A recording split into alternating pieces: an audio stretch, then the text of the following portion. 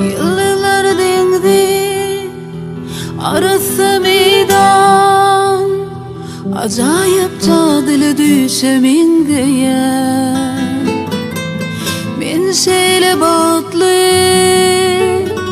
ayın koynuna, demi sağlaşığı hem bakıtığı.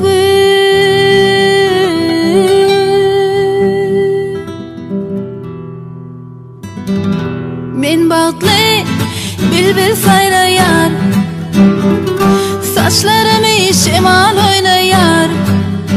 Deruşan bu elem koşar, güzellikten yüreğim coşar. Men batlı bilbil sayrayar, saçlarımı şemal oynayar.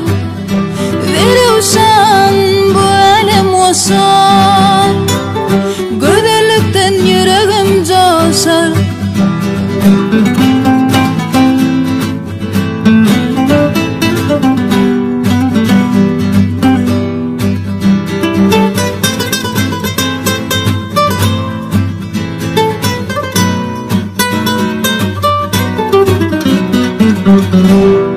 Yıllar dendi arası meydan, acayip cadili düşemin diye. Men şeyle batlı ayın koynuna, demin sağlaşığı hem bakıtığı. Yıllar dendi arası meydan, acayip cadili düşemin diye. Men şeyle batlı ayın koynuna, demin sağlaşığı hem bakıtığı. Men batlı bilbil sayrayar, saçlarımı şemal oynayar. Deruşan bu elem koşar, güzellikten yüreğim coşar. Men batlı bilbil sayrayar, saçlarımı şemal oynayar.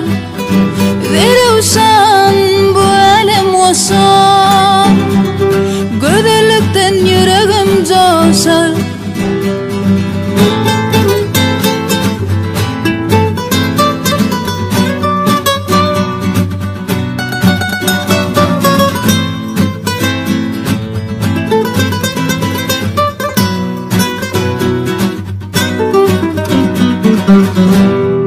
Çeşmeler şivirden su tigirlenyer, beğül bulup yağar arzularımı. Udin binalardan ay götürülyer, vatanna yanglanyer skripkanın sesi. Çeşmeler şivirden su tigirlenyer, beğül bulup yağar arzularımı. Udin binalardan ay götürülyer, vatanna yanglanyer skripkanın sesi.